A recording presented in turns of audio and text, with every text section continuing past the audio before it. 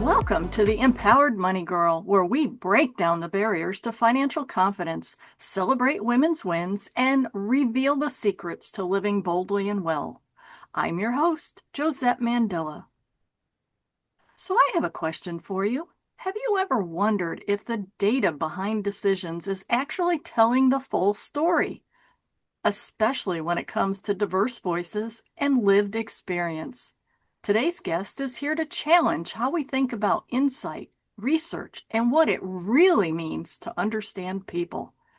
Fuentes is the president and CEO of Ebony Marketing Systems, a global leader in multicultural market research. A second-generation research brat, she quite literally grew up in this industry, conducting her first interview at just 12 years old. With over 23 years of experience, Kai is known for her deep expertise, her commitment to inclusive and meaningful research, and the way she leads with both precision and heart. She's an award-winning leader, a trusted voice in the insights industry, and someone whose impact is felt by her team, clients, and partners alike. If you're ready to see research and decision-making in a more powerful and inclusive way, you're going to love this conversation. Please welcome the insightful, accomplished, and deeply respected Kai K. Fuentes. Hey, thank you. What an introduction. Thank you so much for joining us. It's a real honor and pleasure to be here. Thank you for having me. So, Kay, can you take us back to the beginning? What was your path like that got you to where you are today? Ah, well, that's a loaded question. That's a real loaded question, but my path was simple but yet complicated. Was grew up in the industry, started out as a self-proclaimed research brat, as I like to call myself. Um, Started off interviewing in the malls, Rockaway Mall in Queens, New York, and Newport Mall in New Jersey. Started, that's really was my roots. And I was a shy kid. So doing interviewing was a really big challenge and a stretch for me because I was super shy. Um, and I really appreciate what research has done for me as a professional because now I can talk to anybody because I've intercepted almost every person you could imagine. So again, my journey is simple but complicated. Started off as a second generation researcher, and then opened my own company in 2011. And here we are now. What is that? 16 years later? 15 years later? I'm terrible with math. Anyway, over a decade later, here we are. So, what even made you decide to, you say you're an introvert. What made you decide that, hey, this sounds like fun. I'm going to go out and interview people? Well, I mean, I really, that was my mom's profession. So sometimes she needed extra hands, and I would be one of those people. That was how I made my allowance money, was working at a mall on Saturdays. And then I had my weekly money and I had my weekly allowance just from interviewing. So I was, brought into the industry that way. But what kept me in the industry, because there's a lot of folks who have parents who are in the industry and don't stay, but there's many of us who do stay. But what kept us in the industry, what kept me in the industry rather, was hearing people's stories. I love to hear the why behind why people do things, why they react a certain way. Like I always feel that if I understand your story, or if I know your story, I may not understand your story, but if I know it and if I'm listening to your story, it gives me a better insight to who that person is. And then I can give said person grace, and it just helps me move easier in the world that way. Yeah, that sounds like so much fun. And like you say, learning those stories. And I'm sure that there's a lot of stories that you heard growing up then when you're out meeting all these different people and doing these research studies. Absolutely. And it's an honor because everybody has their own story, their own path, and it's an honor to hear each and every person's because it's all different, but yet the same. It's weird, like a lot of times there's common themes in people's lives. And a lot of the common themes is safety and the pursuit of happiness, really. And it's just yeah, and it's great to be able to hear them.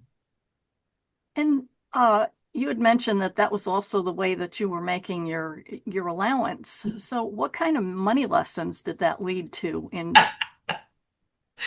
A lot of money lessons, right? So, I learned the art of budgeting yourself and the power of budgeting and how it's important, regardless how much money you make or not make, having a standard budget is is really the backbone of all your of your financial situation. So I learned very early on how to budget money. I think when I was, how old was I? I think when I started interviewing, I was 12. I'm trying to remember what my weekly stipend was. Whatever it wasn't enough for me to get pizza every day or to get Hello Kitty erasers. I had a whole Hello Kitty fixation. I still love Hello Kitty now. I mean, yeah, I love Hello Kitty. But I knew that at 12, whatever my stipend was, I couldn't get pizza every day. I couldn't eat out every day. I couldn't necessarily go buy the Hello Kitty smell good eraser. And I had to budget myself what I needed for the week. So having a plan is huge because if you don't have a plan, then the plan is going to have you, and you want to be in control of your finances. It's the backbone, especially for women, especially for women.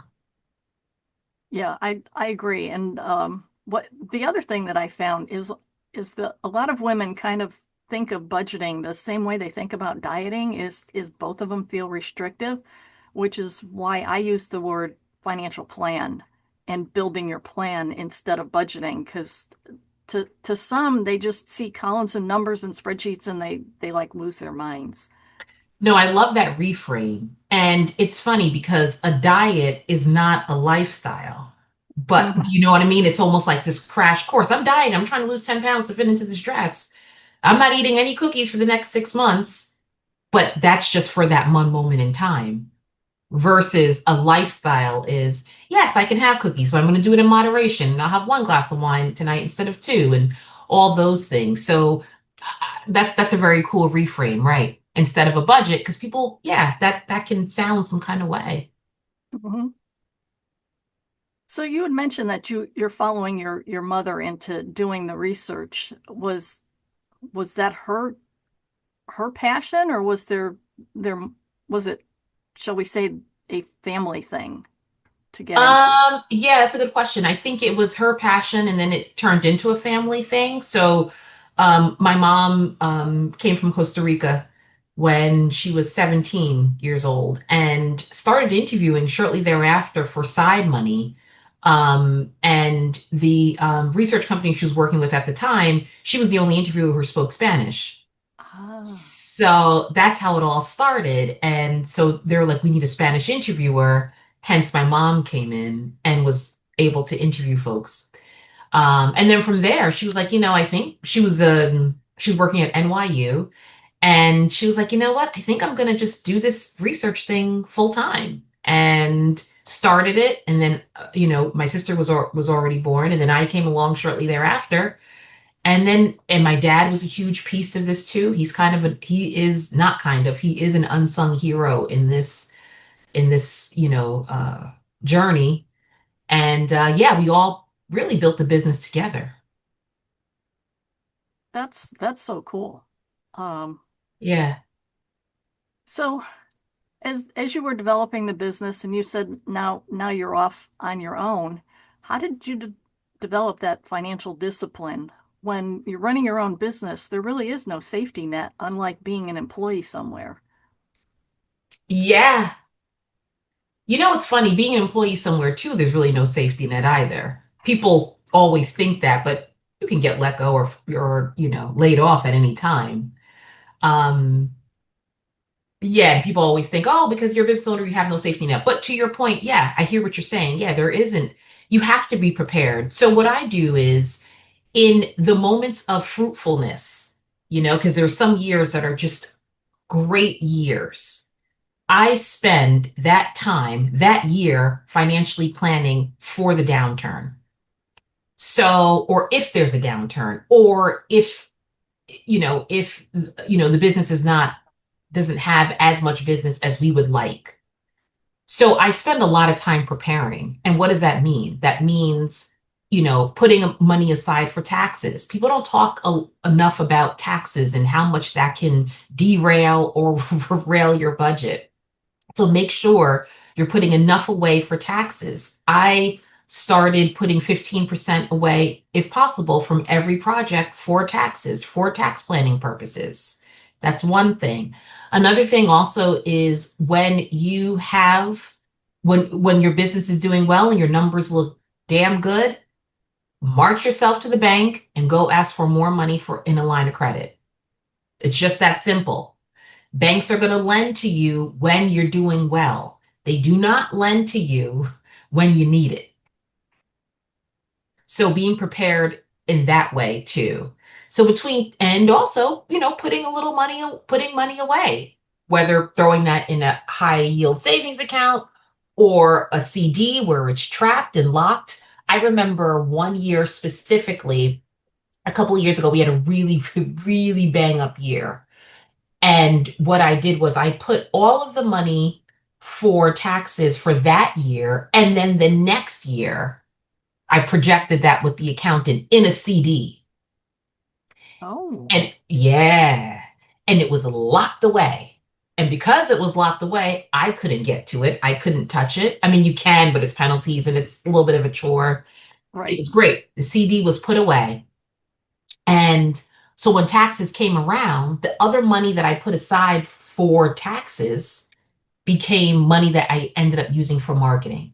So it gave us a leg above that next year for marketing, for strategy, for planning. And then we also had our tax money. Um, and those are just some of the tricks that I've done, that I've been doing. There's a moment in time when, and people don't talk enough about this either, when I couldn't get a line of credit.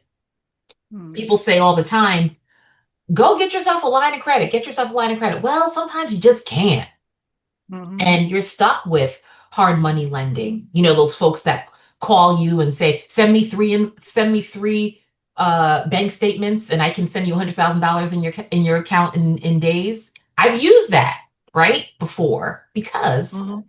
I wasn't able to have a line of credit.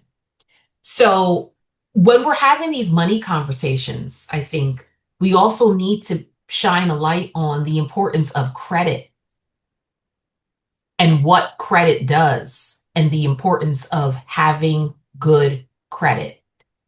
If somebody were to offer me $100,000 or offer me an 850 credit score, I will actually take the 850 credit score over $100,000 any day. There's so much more that you can do with that to create financial freedom. So making sure your credit is where it needs to be, not using, if you're building your credit, not using any more than 30% of said credit card. So if your credit card's $1,000, don't go charge $999.99. No, you charge no more than $300 on that credit card and pay that off. And you do that for about a good year or two. Make sure your inquiries are low on your credit as well, because that's huge. That becomes 2 points if you have more than a set amount of inquiries, and that will knock off 2 points from your credit. The credit game is huge. At one point in time, I couldn't get a line of credit because I had really shitty credit, like in the fives. And with, time and effort, Mhm. credit is like a diamond. It needs pressure and time. And I'm not in the fives anymore, by the way, way past that. But I'm just saying, Yeah, for a I would moment in I would time, I say was in with the the list that you trenches. just gave me, you couldn't possibly still be in the fives because you No, wouldn't no, have no. such a. a, a laundry Yeah, list of this is what I recommend. this is what I recommend. Yeah, but I was in the fives for a little bit, and it was tough. And but with time and pressure, I ended up, not being in that place anymore. And not having credit is just as bad as no credit. So credit agencies look at that, credit bureaus look at that, where they say, you know what, you don't have any credit, and that was one of my issues was that I didn't have any credit. So make sure you have credit, but you use it and use it responsibly. Yeah, and I know that story all too well, seeing as I was I was young and naive. I thought I'd married Prince Charming, and then he turned into a toad in a tuxedo, and when the dust settled on our divorce, I discovered I was bankrupt because he was terrible managing money, and I was busy with my career, and I kind of let him, I abdicated responsibility for the money, and yeah. I'm So sorry about that. That sucks. oh, yeah, yeah. But, Oh, good news, bad news is that I have right. lots of stories that I could tell other women Yes. not Yes. to do this. Exactly. So what would you would tell other women what then? So, I mean, I love all the things that you were talking about that putting aside money for the tax planning and your business is doing well, go for it. Go for that credit line and get all those ducks in a row because when like you say when you're in the 500s and you're struggling to make things work and you feel like you're a failure because you it's not like I let it happen per se, but yeah, I kind of let it happen because I wasn't paying attention when I should have been. And that's kind of my life lesson is that ladies, a man is not a plan. Hmm. I don't care Hallelujah. how good he is to you. Yes. The reality is Yes. he could still die or suddenly decide to trade you in for a new model. And it's just reality. Mm. So recognizing that your sovereignty, that having your own money, there's a lot to be said for having your own money and understanding how to manage it. And you know what? You're 1,000% right about that. Having your own money, and to add on to that, and keeping your own money. That's okay, ladies, to, have your own bag somewhere else and to have your own money. That is okay. And I think a lot of times folks feel like, oh, well, we're in this together. We're doing all this and blah blah blah blah blah. But if you really look at the basis of marriage in that way, it's two individual people coming together Hmm. to have your own shit. Yeah. And do your best to get it together. Yes, ma'am. And one of the other things that I advise my clients is that okay, you love your husband, you think he's going to do a better job with the money than you. That's that's your decision. But what I want you to do is create what I call money date nights. And I want you to do that once a month. And I want you both to sit down and say, this is where we're going. This is where the money is going. This is what we're buying this month. Whatever it is, you still both need to be on the same page, even if one of you is taking responsibility for the general management of the money. Because if you don't know where it's going, what if I don't wish anyone ill, but what if something happens to him? Can you go into the online banking accounts and pay the bills? Do you know what you own? Do you have is the house paid off or does it still have a mortgage? I mean, these are just simple things that on the surface you're like, oh, he's taking care of it. I don't have to worry about the house and the car. And no, actually, you kind of do. You definitely do. And you know what? Let's acknowledge, though, that these conversations are hard to have. I mean, reading an article not too long ago, and they were saying the three hardest conversations actually for couples to have is one, money, two, sex, and three, parenting. Hmm. Those are hard conversations to have. So maybe it would be sometimes it's helpful to have a third party if you have a financial planner to Hmm. come in to help you have those conversations. I'm talking about the money part, the parenting and Yes. sex. I can't help you with that. But with the with the other stuff, have those conversations and maybe have a financial planner, that's there, or somebody, a trusted source um that's there to do that. Those are very hard conversations to have, but they Yeah, should be had. You got to have them. absolutely. And if you and I get it. There's plenty of households out there where you don't have good examples. Your parents weren't good with money. Maybe that whole community that you grew up in wasn't good with money, so you're not sure even where to start, but you need to start. Yeah. So, was there ever a time you felt successful on the outside, but really uncertain about where your money was going? Hmm. Interesting. Successful on the outside, but not certain. That's a great question. This is going to sound crazy, but no, Oh, because when I had when I had my credit score in the fives and like I was on the struggle bus for real, I was like, never again, never again, never again. And that was about what, 14 years ago now? No, I'm pretty, and every once in a while, yeah, I have tune-ups with myself, right? Where I'm like, okay, Kai, what's happening now? Where's money going now? And I kind of do with my own self, and then add my husband in later, but kind of like, all right, where's what's going? Where, you know? hmm. So yeah, I was just kind of like never again. I never wanted to feel that way again, the way I felt. I never want that. I don't want that for anybody. So it's important to have these money conversations and have money conversations with yourself. Some Yeah. years I go into the year saying, okay, so for personal money, it's we're gonna spend it on the yard, let's say, right? Like, because we, Mhm. want to revamp the yard, blah, blah, blah, blah, blah. Or some years I'm like, personally, I want to enhance my wardrobe or make sure I'm getting my quarterly facials and all that stuff. And then, so I go into it with an intention every year. This is my X, Y, and Z year personally. Or this is my year where I'm spending X, Y, and Z at the gym because personally that's good for my wellness and that's what I need, kind of thing. So, and then from the business, I do the same thing.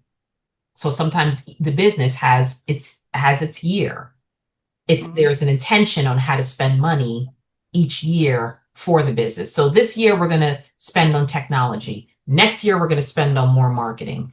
Last year we spent on a new hire. And if you're going in with intention, that's the ball game. So you had mentioned a little about using CDs to get a little extra return on the money that you were saving for tax planning and things like that. But do you actively invest in anything, or is that kind of your... Yeah, I believe in the power of investments. I really do. So yes, absolutely. So have CDs, but then also have investments. And I like to do ethical investments because that feels good. Hmm. Right? And we want to do good in the world and all the things. So I do have a financial planner that I have a great relationship with. We talk about it, investments every quarter, put money away for that.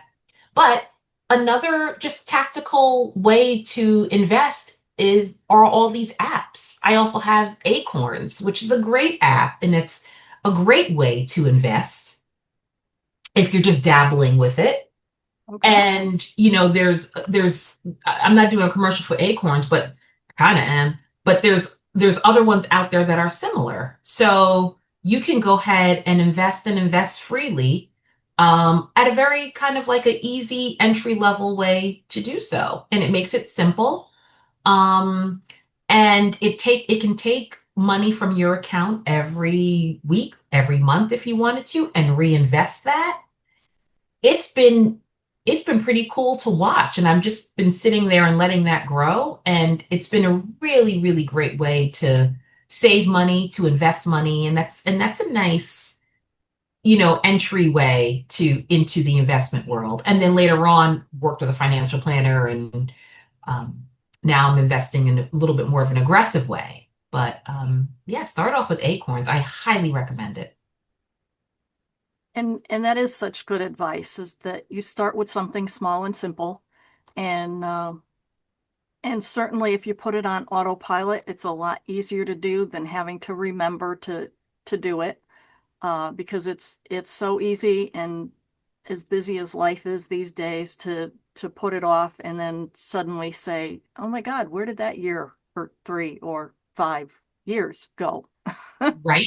Because that's what you need with investments. You need like credit. It's a diamond. It's you need pressure and time Hmm. to to make it work. And the what do they say? The days are short, but the year no, the days are long, but the years are short. Right. Time moves. So Hmm.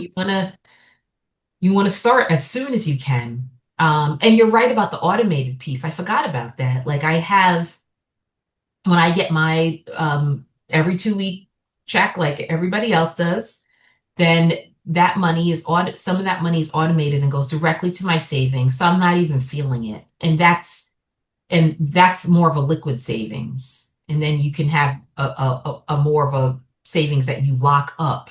Like I like to say, lock it up. Hmm. So you're not touching it, and it's more convenient. It's less convenient rather to pull money Right. in. Right. So Yeah. you're more inclined to leave it alone. Exactly. And having, accounts at different financial institutions Hmm. is another great way to so like I always like to have a savings that's not in the regular checking, have that at another institution that if you're trying to plan for a longer term goal and you don't need that money right away, put that in at a credit union or a smaller bank where it's harder to go and take money and spend it. So I think we touched a little bit on this, but what advice would you have for women who are want to start building their financial independence, especially if they've relied on a partner in the past? Hmm. Well, I would start with a plan and start off with what's coming in, just very simple fifth grade math. What's coming in, what's going out. Very simple. Start off with that. And also, like we discussed, automating. Hmm. So if you have that and you have your every however folks get paid, make sure a percentage of that is going to savings. People say 10%, some people say 15. I like to stay on the depending on what your expenses are. Sometimes with younger kids, it's harder to save more because they need so much. Or if your kid's in private school, or if they're doing all these after school activities, all those things that you want to keep them in, then I would say, 10% and putting 10% away for yourself on for a rainy day. And then I would also adding a platform, an investment platform that could take $5 a week, Hmm. because that's how I started my Acorns. It was literally with $5 a week about 10 years ago, because I was like, okay, I'm just going to try this thing. And it's grown significantly. So having something similar to that and just watching it grow and being steady, being consistent. Consistency is is really the name of this game, I feel like. It's just really the game of life, right? Just showing up and being consistent, but especially with financial matters. Going back to the diet example we used earlier, you know? Like if you're just showing up for 3 months, yeah, you're going to lose the 10 pounds, but you're not going to keep it off. You got to Yeah. show up consistently. You got to, exercise consistently, all these things. And, this is great because some of the stuff I'm actually preaching to the choir. I'm like, let me go back after this. Let me go back and make sure I'm doing all those things. But yeah, that would be my advice. And trust your intuition, ladies. We have an intuition, we have a gut. If it's not good at night, it ain't going to be good in the morning. If it doesn't feel right, it's not right. So trusting your gut is another one.